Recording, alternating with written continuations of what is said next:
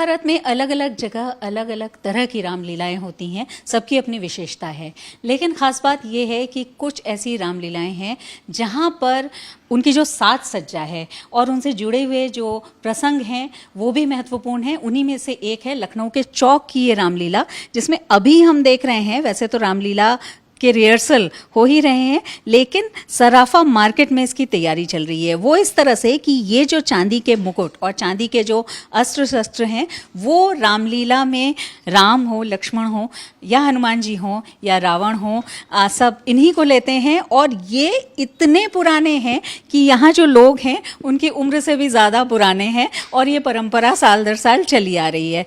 राजकुमार जी इस रामलीला से भी जुड़े हुए हैं, महामंत्री हैं, और अभी हम देख रहे हैं आपके हाथ में जो गदा है, तो चांदी के जो ये अस्त्र शस्त्र हैं, ये चौक की रामलीला की विशेषता है। हाँ, यकीनन ये चौक रामलीला की विशेषता है, क्योंकि ये चौक की जो रामलीला है ये खुनखुन जी परिवार के द्वारा शुरू की गई थी 1937 में, और वो यूपी के एक बहुत बड़े ज्वेलर्स थे।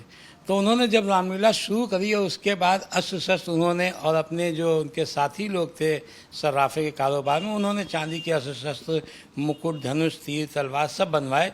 और वो आज तक के कुछ ऐसे उसमें से आभूषण वगैरह हैं जो आज तक चल रहे हैं। आभूषण हैं, लेकिन अस्त्र शस्त्र भी हैं। हम यहाँ तीर धनुष देख रहे हैं। आपके हाथ में जो गदा है, ये हनुमान जी की गदा है, कितनी पुरानी? ये गदा मेरी उम्र से पहले की है। मेरी उम्र इस समय 60 साल है और मैं समझता हूँ 65 से 66 67 साल पुरानी ये गदा है।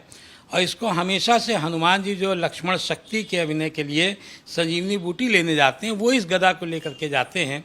और ये गदा का हमारी रामलीला में बहुत विशेष महत्व है। इसको लोग हनुमान जी की गदा, लेकिन हनुमान जी की ही भांति इसका पूजन अर्चन करते हैं और इसको पूजा जाता है। बिल्कुल, इतनी पुरानी ये परंपरा भी है कि इन्हीं अस्त्र शस्त्र को लोग लेते हैं जो रामलीला के पात्र होते हैं। यहाँ पर हम धनुष देख रहे हैं। वैसे तो जो रामलीला में तीर धनुष राम का आभूषण भी है और उनके शौर्य का, वीरता का प्रतीक भी है, लेकिन अनु जी ये जो है ये विशेष है, ये चांदी का है।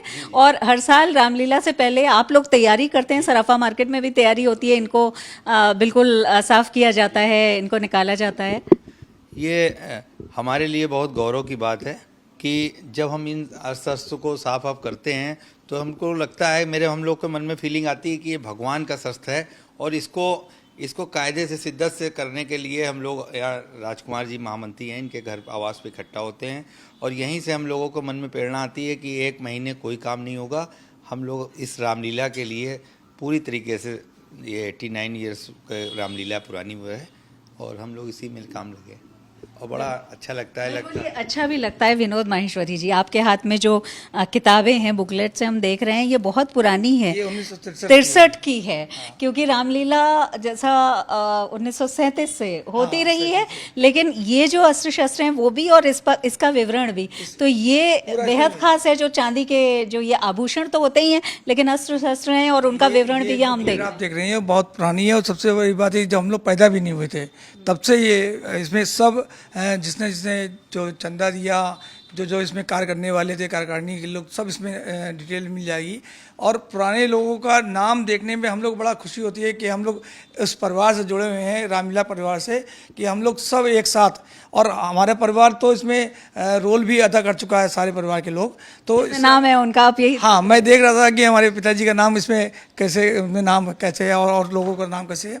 तो इसमें सबसे बड़ी खुशी मिलती है कि इस रामलीला में कोई पेड वर्कर नहीं होते, ज़्यादातर सब जितने कलाकार होते हैं सब स्वेच्छा से कार्य करते हैं। बिल्कुल स्वेच्छा से कार्य करते हैं। राजकुमार जी, ये वैसे तो जो रामलीला के समय ये निकाले जाते हैं, लेकिन वैसे साल भर इनकी सुरक्षा भी आपको करनी होती है। इतने सारे आभूषण और अस्त्र शस्त्र हैं, तो इनको लेकर के लोगों में भी उत्सुकता तो रहती है जब ये निकलते हैं तो देखते हैं। वैसे किस तरह से आप साल भर इनकी?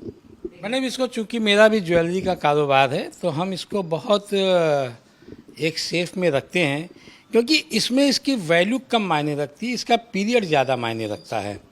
ये हमारे रामलीला परिवार की एक धरोहर है जिसको बचा करके रखना हम लोगों का दायित्व है।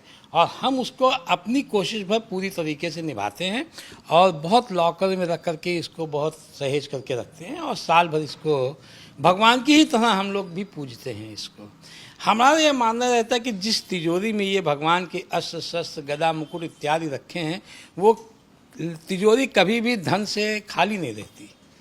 बिल्कुल, ये भी एक बात है इस रामलीला से जुड़ी हुई, यानी ये भी एक परंपरा है। लेकिन अक्षय जी हमको बता रहे थे, क्योंकि वो भी इनको निकाल करके साफ कर रहे थे और देख रहे थे, तो ये आप युवा हैं, लेकिन क्या लगता है इतने पुराने ये जो आभूषण हैं, ये जो अस्त्र शस्त्र हैं, उनको देख करके आपको भी गर्व होता है?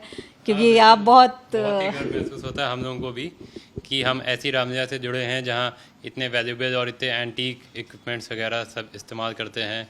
तो हमें भी काफ़ी अच्छा लगता है और काफ़ी गर्व महसूस होता है कि ऐसी संस्था से हम लोग भी जुड़े हैं। ये लगता है कि कितनी पुरानी ये है, तो एक जो धरोहर है उसको संजोने की तरह है ये। हाँ, उसको बिल्कुल हमें संभाल के रखना है और उसको आगे बढ़ाना है। कैसे भी हम लोग भी अपनी पूरी कोशिश करते हैं कि इन सब में इसको अच्छे से अच्छे तरीके से रखें और जितना हो सके उसमें सपोर्ट करें हम लोग भी अपना। बिल्कुल, तो ये हम देख रहे हैं ये कुंडल है इस तरह के, क्योंकि ऐसे रामलीला में जो पात्र हैं वो इनको धारण करते हैं। ये मुकुट है जो धारण करते हैं, तीर धनुष है और सबसे ख़ास हनुमान जी की गदा है। तो ये वो चीज़ें हैं जो रामलीला के पात्र धारण करते हैं और उनको लेकर के जो तैयारी है वो यहाँ पर होती है। हर बार रामलीला से पहले दशहरे के दिन ये रामलीला यहाँ पर शुरू होती है और उससे पहले इनको सजाने का, संवारने का, साफ करने का जो काम है वो होता है। ठीक उसी तरह जैसे किसी धरोहर को संरक्षित किया जाता है, वैसे ही चौक की रामलीला के लिए जो साल दर साल होती रही है और उसमें यही आभूषण और यही अस्त्र शस्त्र प्रयुक्त होते हैं, उनको लेकर के भी तैयारी होती है। वीडियो जर्नलिस्ट रोहित मिश्रा के साथ शिल्पी सेन, लखनऊ।